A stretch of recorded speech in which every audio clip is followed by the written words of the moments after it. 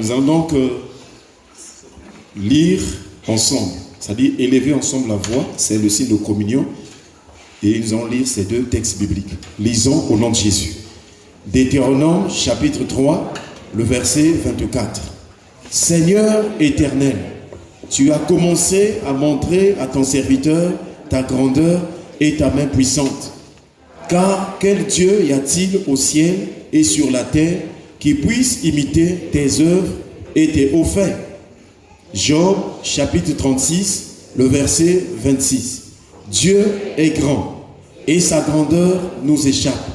Le nombre de ses années est impénétrable. Amen. Tu vas t'asseoir, que Dieu te bénisse. Que Dieu te bénisse. Dis à celui qui est à tes côtés que Dieu te bénisse. Amen. Voilà, en tout cas, nous sommes suffisamment avancés sur ce que Dieu nous parle depuis un certain temps. Nous sommes partis donc de la vie de Néhémie.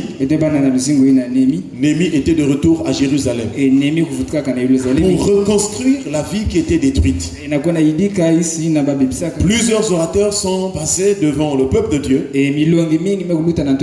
pour nous faire comprendre, pour nous expliquer que Néhémie, c'est l'image aussi de Christ. Ou bien il typifie la personne de Jésus. Parce que de la même manière que Jérusalem était en ruine à cause du péché, nous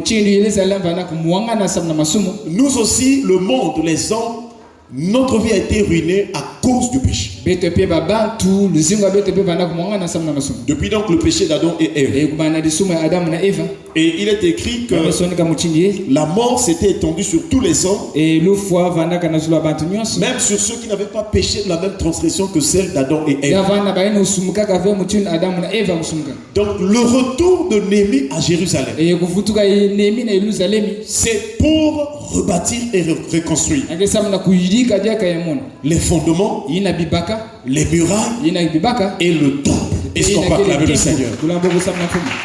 C'est là que nous comprenons aussi que Jésus est venu pour rebâtir ou reconstruire ta vie. Et qu'est-ce qui a motivé Néhémie? Nous avons compris par la grâce de Dieu que Néhémie avait l'assurance dans son cœur. Et lorsqu'il avait commencé à rebâtir, et il a commencé à explorer Jérusalem par la porte de la vallée, et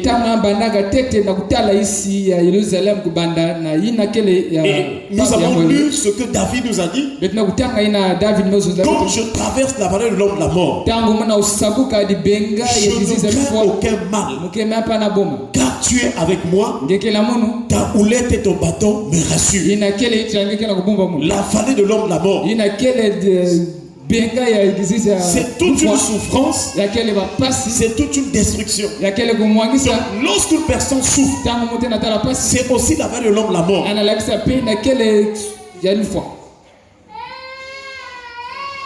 Lorsqu'une personne traverse le monde de difficultés, c'est aussi la vallée de l'homme la mort. C'est là où nous comprenons, frères et sœurs, que le péché aussi, c'est la vallée de l'homme la mort. Parce que le salaire du péché, c'est la mort. Mais nous bénissons le Seigneur là où la mort a agi. Jésus est venu comme le don de grâce, le don de Dieu, pour nous donner la vie. Est-ce qu'on peut acclamer le Seigneur? Et ce matin, nous prions que Dieu te donne la vie par ses paroles. David a dit, ta houlette et ton bâton me rassurent. Frères et sœurs, ce matin, nous prions que Dieu te remplisse d'assurance au nom de Jésus. Car une personne qui a l'assurance, c'est une personne qui a la certitude de l'authenticité et la vérité de la personne de Dieu et de sa parole. Une personne qui a l'assurance, c'est une personne qui a la confiance en Dieu. Et si tu as la confiance en Dieu, Dieu te bénira. Alléluia. Car Jérémie a dit, béni soit l'homme qui se confie dans l'Éternel. Frères et sœurs, nous voyons aussi que celui qui à l'assurance. C'est celui qui a la hardiesse, le courage, la fermeté. C'est pourquoi Néhémie, ayant toutes ces caractéristiques, il est allé pour reconstruire. Cela voudrait dire que si toi aussi, tu as la certitude, tu as la confiance en Dieu, tu as la hardiesse, tu as le courage, ta vie sera rebâtie. Et nous prions que cette année, ta vie soit rebâtie au nom de Jésus. Nous prions que ta maison soit rebâtie au nom de Jésus. Nous prions que ton mariage soit rebâti au nom de Jésus. Nous prions que tes études soient rebâties au nom de Jésus. Nous prions que tes projets soient rebâtis au nom de Jésus. Est-ce qu'on peut acclamer le Seigneur? Nous avons aussi vu pendant la semaine, pour rebâtir, il faut avoir des moments de prière. Parce que Néhémie a fait 3 jours. Il était concentré de la prière. Deuxième chose, il faut chercher à écouter la voix de Dieu. Lorsque Néhémie avait fini les 3 jours, dans son cœur, Dieu lui avait montré, Dieu lui avait parlé comment il faudrait commencer l'exploration de Jérusalem. Nous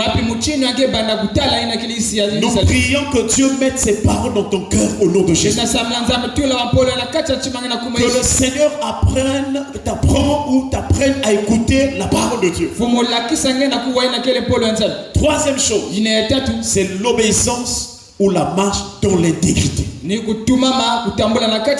Si tu veux que ta vie soit rebâtie, tu dois être intègre. Tu ne dois que faire ce que Dieu te dit.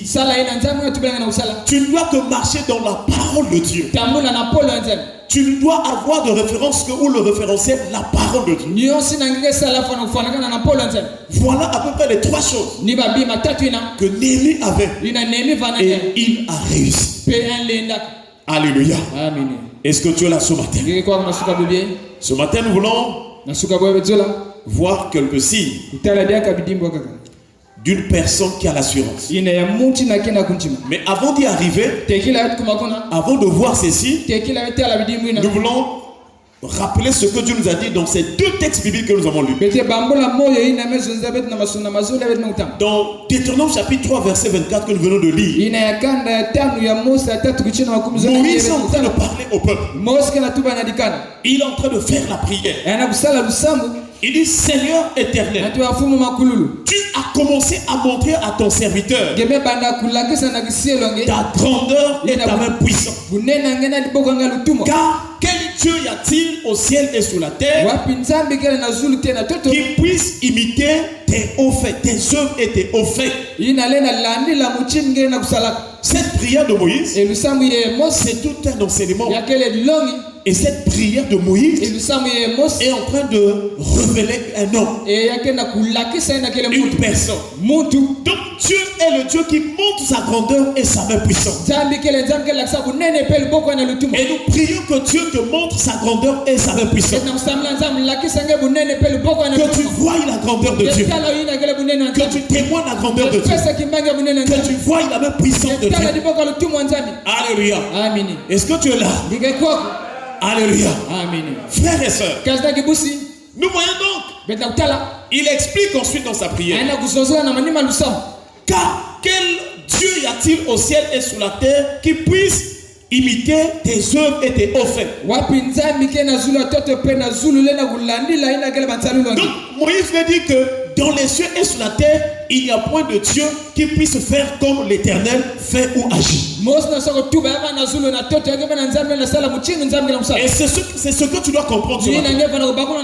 Que Dieu est tellement puissant, Dieu est tellement grand, il est infini en tout point. Personne ne peut faire ce qu'il fait. Personne ne peut agir comme lui. Et nous avons dit que ce que Moïse dit, Moïse était un prophète. Est-ce qu'on va acclamer le Seigneur? Il dit: auquel aucune personne peut imiter tes œuvres et te offrir. Or, nous savons qu'il y a une personne qui est sortie du sein du Père. Il est venu sur la terre. Il a souffert. Il était crucifié. Il était mort. Il était enseveli. Jésus-Christ de Nazareth. Lui, il fait comme le Père. Un jour, il a dit dans Jean chapitre 5, à partir du verset 17, Jésus a dit, mon Père agit jusqu'à présent, moi aussi j'agis. Est-ce qu'on va acclamer le Seigneur? Il dit le Fils ne peut faire que ce qu'il voit faire au Père. Et il le fait pareillement. Si le Père ressuscite, le Fils aussi ressuscite. C'est là où nous comprenons. Puisque dans les cieux sur la terre, on n'a pas trouvé une personne qui pouvait imiter les autres. C'est seulement Jésus-Christ qui est capable d'accomplir, de faire comme le Père. Cela voudrait dire que Jésus-Christ est Dieu. Si tu crois donc que Jésus-Christ est Dieu, tu verras la grandeur de Dieu. Si tu crois donc que Jésus-Christ est Dieu, tu verras la même puissance de Dieu. Et nous voulons encore pousser dans les révélations. C'est que Jésus est la même puissance de Dieu. Que le Seigneur te touche ce matin. Que Jésus-Christ te touche ce matin. Alléluia. Deuxième référence biblique. Nous sommes en train de voir comment dans ce que Moïse disait, il parlait que s'il n'y a personne, mais il y a une seule, c'est Jésus-Christ. Voilà pourquoi même lorsque l'apôtre Jean était en train de voir la vision apocalyptique sur le trône, quand on a posé la question, qui était digne d'ouvrir le livre ni de le regarder, de le rendre. Lorsqu'on a posé la question, la Bible déclare que personne dans les cieux, sur la terre ne fut trouvé digne d'ouvrir le livre. Et qu'est-ce que Jean était en train de faire? Il a commencé à pleurer. Mais l'un des vieillards, est-ce qu'on va acclamer le Seigneur? L'un des vieillards a dit à Jean, ne pleure point. Dis à celui qui est à tes côtés, ne pleure point.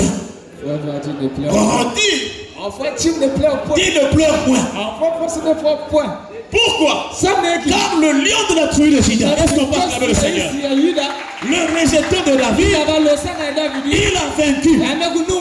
Alléluia. Et c'est celui qui est digne d'ouvrir le livre et d'en rompre les choses. La solution de ta vie, là où tu pleurais, c'est Jésus-Christ. Là où ça ne marchait pas, c'est Jésus-Christ. Il est capable de changer les temps et les circonstances. Là où Jésus agit, tout marche. Alléluia. Reçois la victoire ce matin au nom de Jésus. Reçois le succès au nom de Jésus. Reçois la paix au nom de Jésus. Reçois la puissance au nom de Jésus. Que Jésus change les temps et les circonstances. Que le nom de Jésus te donne de vivre la gloire de Dieu. Est-ce qu'on va acclamer le Seigneur? Ça c'est Moïse. Job aussi a dit. Toujours dans les passages que nous venons de lire. Job 36 verset 26. Dieu est grand. Est-ce qu'on va acclamer le Seigneur? Dieu est grand. Alléluia. Donc frères et sœurs, même quand tu te réveilles déjà le matin, première prière, Dieu est grand. Il y a une situation dans ta famille, Dieu est grand. Si tu as ça, tu élèves la grandeur de Dieu, les démons, les méchants sont rabaissés. Si tu élèves la grandeur de Dieu, les situations sont rabaissées. Alléluia. Job dit, Dieu est grand. Il dit, et sa grandeur nous échappe. Le nom de ses années est impénétrable. Là que nous voyons, ce texte nous parle aussi de Jésus-Christ. Le Dieu grand, c'est Jésus-Christ. Pourquoi?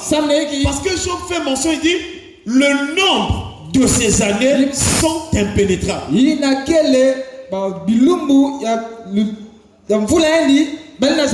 Voilà. On ne peut pas connaître le nombre de ces années. On ne peut pas expliquer le nombre des années de Jésus.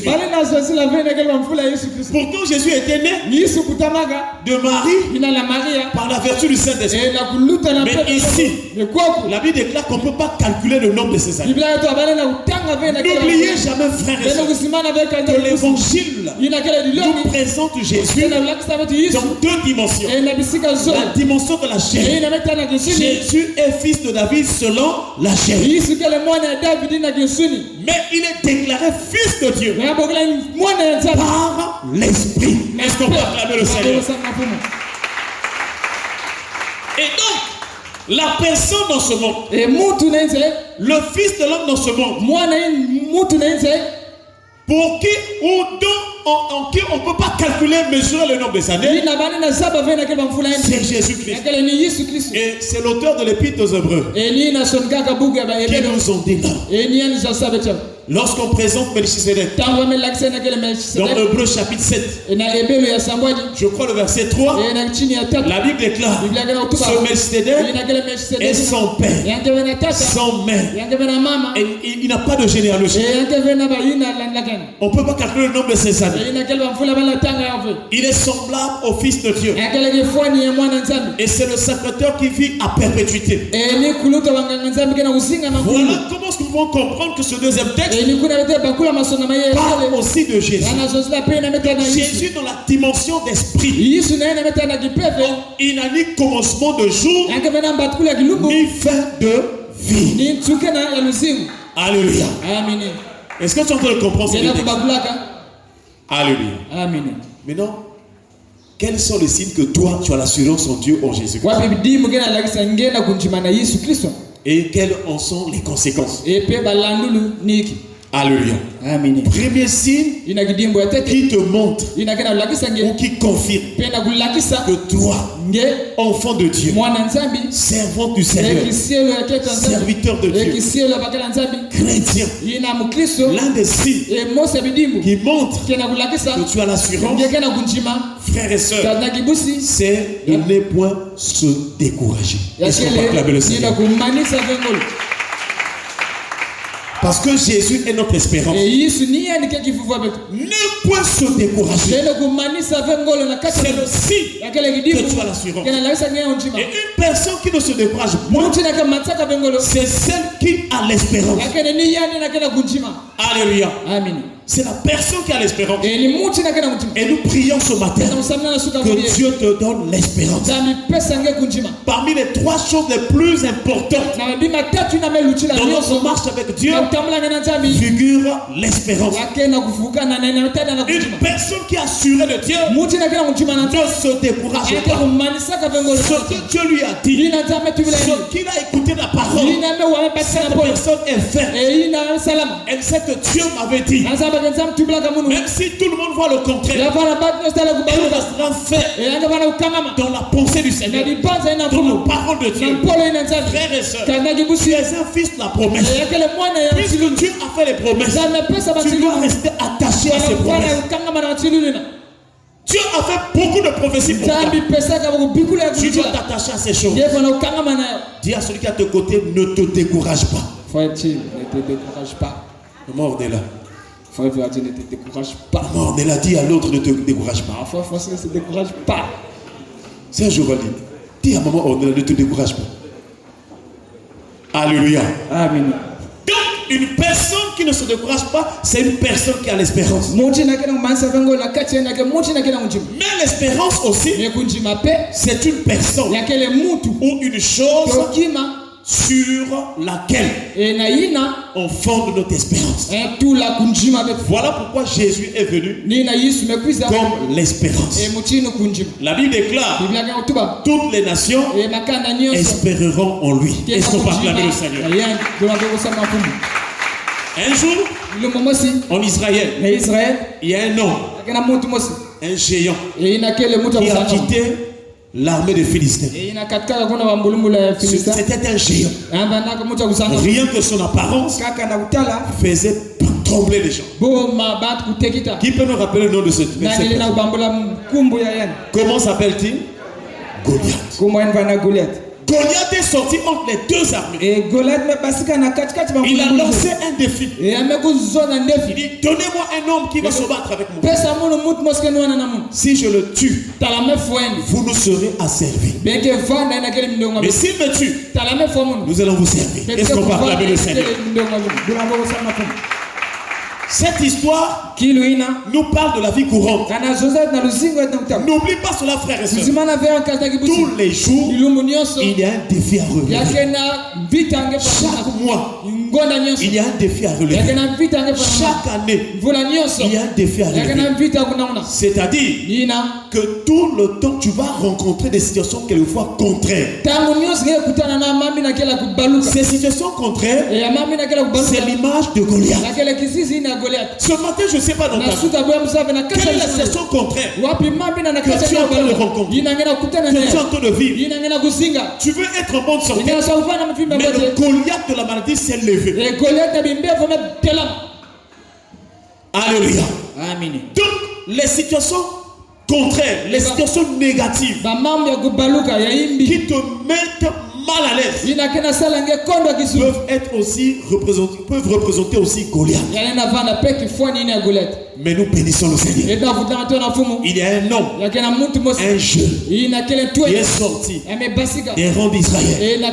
Il est venu exhorter. Il est venu encourager. Ce matin, nous sommes venus t'encourager. Quel que soit ton problème, quelle que soit la situation, quel que soit le nombre des années, nous avons rappelé que notre Dieu Jésus-Christ, on ne peut pas calculer le nombre de ces années. C'est pourquoi, si tu as une situation qui a perduré 2 ans, 5 ans, 18 ans, 38 ans, Jésus, donc on ne peut pas calculer les années, est capable de te délivrer. Je ne sais pas si on peut le comprendre. Pourquoi Jésus est puissant pour t'en délivrer, quel que soit le nombre de temps?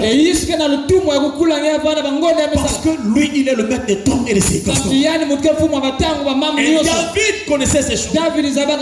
Il est sorti. Il a dit que personne ne se décourage à cause de ce Philistin. Ton serviteur ira se battre avec lui. Est-ce qu'on peut acclamer le Seigneur? Que le Seigneur donne la force, non pas seulement de se battre, mais la force de vaincre. J'allais dire, à cause de ce que Jésus a accompli à la croix, tu es plus que vainqueur. Quelle est ta situation ce matin, frère? Quel est ton problème ce matin? Qu'est-ce qui te tourmente? Qu'est-ce qui te tracasse? Il y a quelqu'un dans ta vie. Jésus-Christ de Nazareth. Il est le vainqueur. Il est le tout-puissant. Et puisqu'il habite en toi, par la foi, toi tu es plus que vainqueur. Alléluia. Celui qui a l'espérance ne se décourage pas.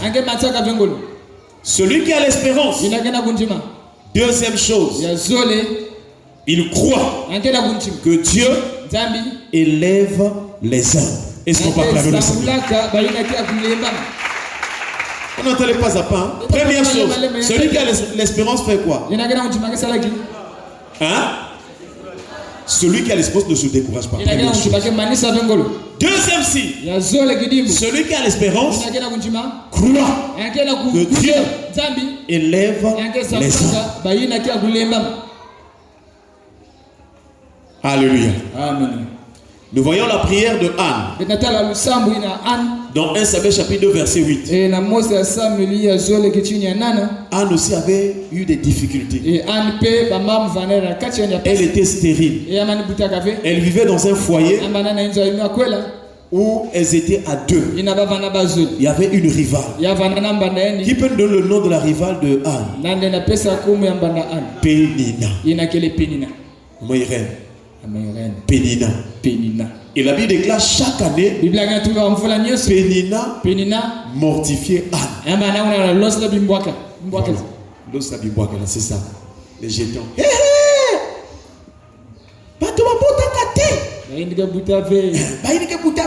Donc tout le temps Pénina se moquait de Anne. Et c'est ça aussi le caractère du diable ou des démons. Il se moque des gens. Mais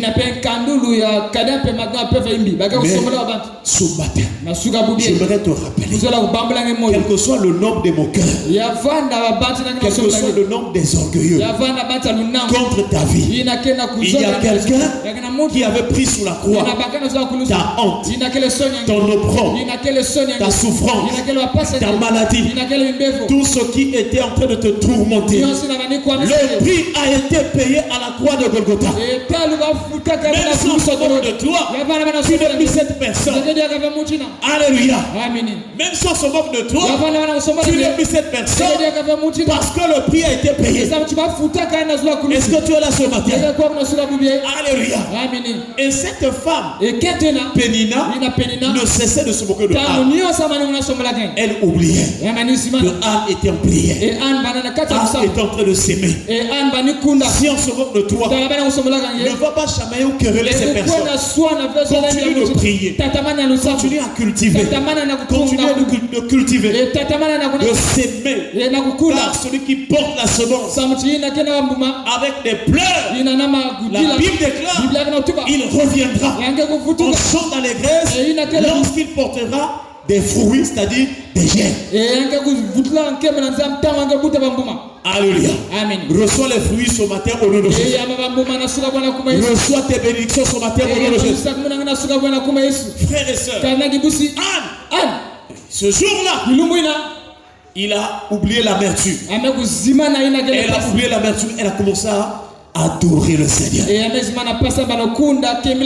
Et la Bible déclare, l'Éternel se souvint de Anne. Est-ce qu'on va acclamer le Seigneur?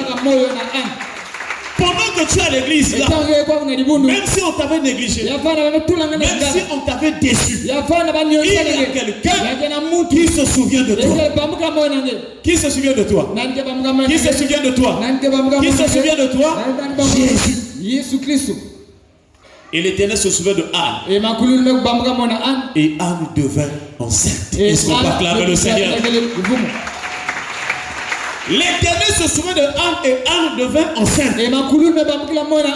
Ça c'est physiquement. Mais nous, dans la dispensation de l'Esprit, quand Dieu se souvient de nous, nous aussi nous devenons enceintes. Ah, papa. Est-ce qu'on peut acclamer le Seigneur? Quand Dieu se souvient d'une personne, dans la dispensation de l'Esprit, la personne devient enceinte. Cette grossesse-là, ce n'est plus la grossesse comme pour les femmes. Cette grossesse s'appelle la foi. Est-ce qu'on peut acclamer le Seigneur? La foi, c'est une grossesse spirituelle.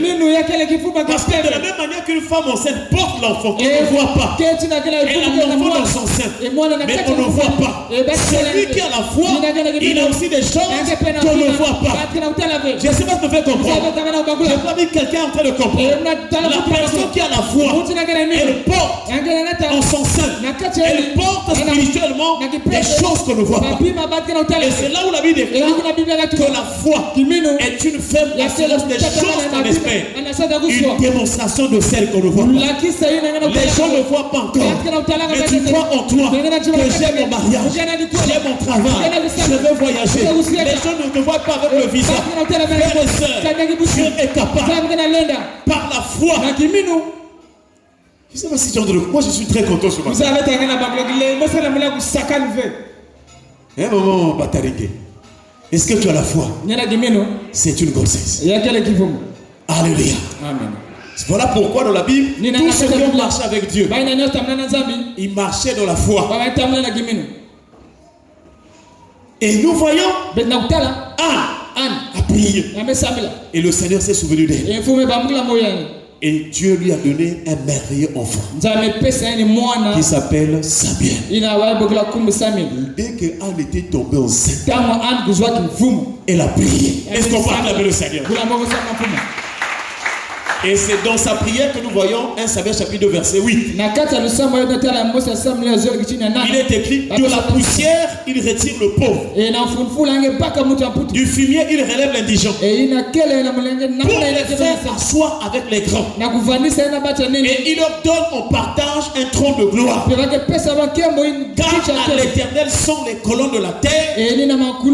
Et c'est sur elle qu'il a posé le monde. La grandeur de Dieu. Laisse-nous acclamer le Seigneur. Celui qui a l'assurance que Dieu élève les hommes. Là où il n'y a rien. La stérilité, c'est la personne qui n'avait rien du tout. Mais Dieu a fait trouver grâce à Anne. Et Anne est devenue enceinte. Il y a des choses que Dieu va faire dans ta vie, mais que tu ne vois pas encore. Il y a une grâce, il y a une élévation, il y a des voyages, il y a des promotions, il y a des hauteurs auxquelles Dieu va t'élever. Mais maintenant, tu ne vois pas. Alléluia. Amen. Remarque dans ta vie, tu viens de loin. Dis à celui qui est à tes côtés, tu viens de loin. Tu viens de loin. Comment dit? Tu viens de loin. Est-ce que tu vois pas ta vie que toi tu viens de loin? Un moment on rêve. Il rêve. Tu viens de loin. Donc, le signe que tu as assurance, c'est croire que Dieu est capable de prendre une personne de la poussière. Nous avons vu la semaine de Joseph. Joseph était esclave. Hébreu. J'étais en prison en Égypte. Mais Dieu avait un plan pour Joseph. Et Joseph, Dieu l'a élevé au poste de gouverneur. Nous avons posé la question au peuple de Dieu. Est-ce que Joseph avait déposé un CV dans la maison de Pharaon? Est-ce que Joseph avait déposé le casier judiciaire chez Pharaon? Est-ce que Joseph avait déposé le certificat médical? Mais comme il avait l'assurance en Dieu, Dieu l'a pris de la prison. Il l'a élevé. Dieu est capable de concourir les choses pour que tu sois béni. Dieu va te faire rencontrer avec des hommes, des bonnes personnes, des Jonathan. Est-ce qu'on peut acclamer le Seigneur? Frères et sœurs, celui qui a l'assurance pour terminer, c'est celui qui croit que Jésus-Christ est le chemin de la grandeur. Celui qui a l'assurance, c'est celui qui croit que Jésus c'est le chemin de la grandeur. C'est-à-dire, si je crois en Jésus, je suis sur le chemin de la grandeur. Est-ce que tu es en train de suivre? Avant, tu croyais peut-être à d'autres dieux. Tu partais chez les Bizinga, les Boulamananga, tu connais toutes ces choses-là. Tu partais là. Mais maintenant que tu as fait ce bon choix, tu as fait Jésus. J'aimerais t'exhorter. Tu es sur le chemin de la grandeur. Est-ce qu'on va acclamer le Seigneur? Nous avons un frère ici. Ce frère-là, dans sa famille, les gens n'évoluaient pas à l'école. C'était difficile. C'était difficile. Donc le frère là, par la prière, au nom de Jésus, Dieu lui a donné de traverser toutes les barrières que l'ennemi avait placées dans leur famille. Il a traversé jusqu'à il a obtenu son bac. Mais par la prière, au nom de Jésus. Si tu crois que Jésus est le chemin de la grandeur, il te lèvera. Alléluia. Amen. Dans Hébreux chapitre 2, le verset 9, il est écrit: mais celui qui a été abaissé pour un peu de temps au-dessus des anges, Jésus, nous le voyons couronné de gloire et d'honneur. Est-ce qu'on peut acclamer le Seigneur? Hébreux chapitre 2, le verset 9. Jésus était abaissé pour un peu de temps. La douleur que tu traverses, c'est pour un peu de temps. La souffrance que tu endures, c'est pour un peu de temps. Le chômage, là, c'est pour un peu de temps. Le célibat, là, c'est pour un peu de temps. Est-ce qu'il y a quelqu'un là ce matin? Les dettes que tu as, là, c'est pour un peu de temps. Alléluia. Frères et sœurs, Jésus était abaissé pour un peu de temps. Et la Bible déclare, maintenant, nous le voyons couronné de gloire et d'honneur. Voilà la bonne nouvelle Cela veut dire qu'une personne qui croit que Jésus-Christ est le chemin de la grandeur, c'est une personne qui a l'assurance qu'en Jésus, nous serons couronnés. En Jésus, nous serons couronnés. En Jésus, nous serons couronnés. En Jésus, nous serons couronnés. En Jésus, nous serons couronnés.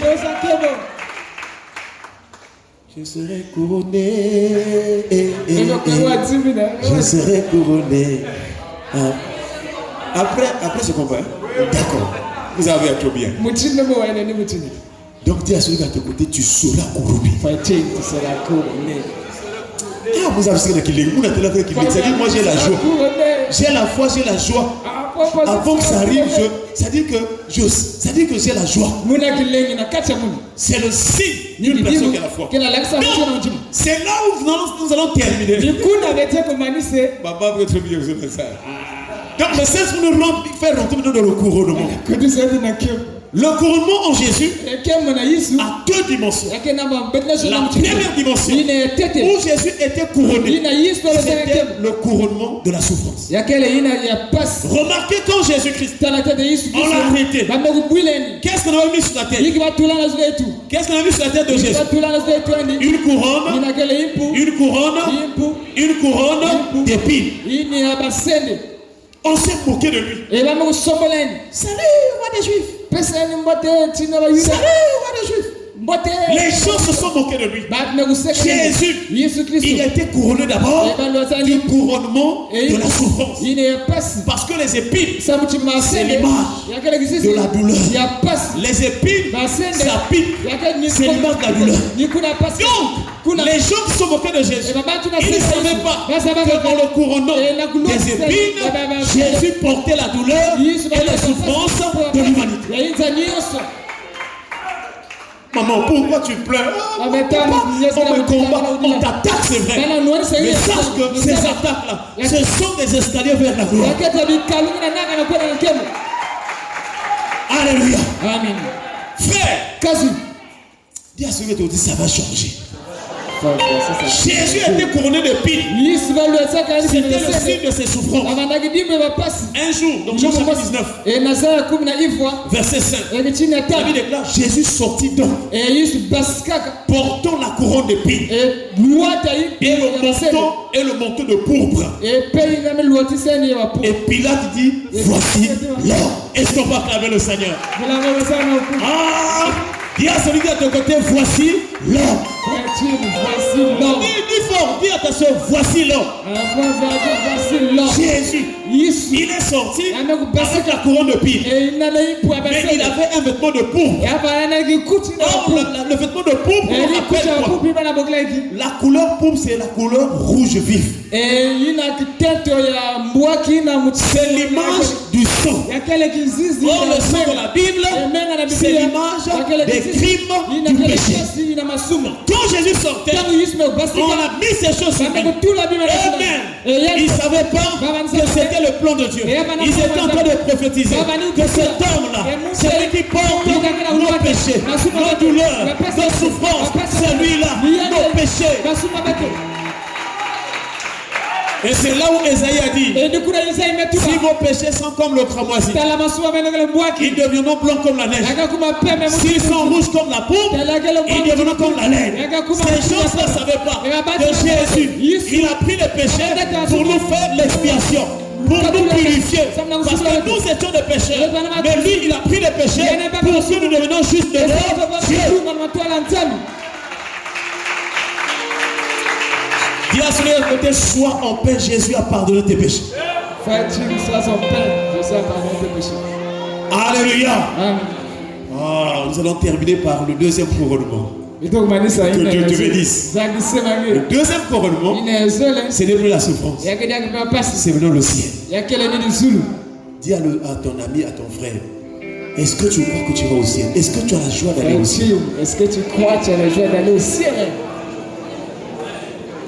Parce que moi j'ai la joie. Je ne vais pas voir les choses de ce monde, ça va passer. Mes frères, c'est le temps de penser aussi. C'est un signe d'espérance. Quelqu'un qui croit, qui pense au ciel, ça veut dire que la personne a l'espérance. Donc si Jésus est passé par ce couronnement d'épines, c'est ce que Hébreux chapitre 9 disait qu'il était baissé pour un peu de temps au-dessus des cieux. Ensuite, il a été couronné de gloire. Jésus a été couronné de gloire. Là nous sommes là. Pendant que nous écoutons la parole de Dieu, Jésus est dans la gloire. Est-ce qu'on peut acclamer le Seigneur? Un jour, Étienne, on l'avait attrapé. On commençait à le lapider. Il déclare, Étienne, levons les yeux au ciel. Il vit les yeux ouverts. Il vit Jésus dans la gloire. Assis debout devant à la droite de Dieu. Jésus est dans la gloire. Voilà pourquoi, pour ceux qui ont l'espérance, Christ revient. Il y a celui qui a fait Jésus revient. Et quand Jésus va revenir, il paraîtra dans la gloire. Tous ceux qui ont marché avec lui, lorsque Christ paraîtra, eux aussi, ils paraîtront avec lui dans la gloire et ils seront couronnés. Alléluia. Amen. 1 Pierre chapitre 5, le dernier verset. Et lorsque le souverain pasteur paraîtra, vous obtiendrez la couronne incorruptible de la gloire. 1 Pierre chapitre 5, le verset 4. Ça c'est le verset maintenant que tu vas retenir, tu vas garder. Toute cette semaine, tu vas réciter ça. Et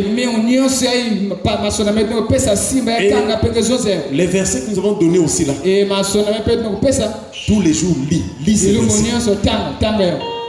Lis ces versets.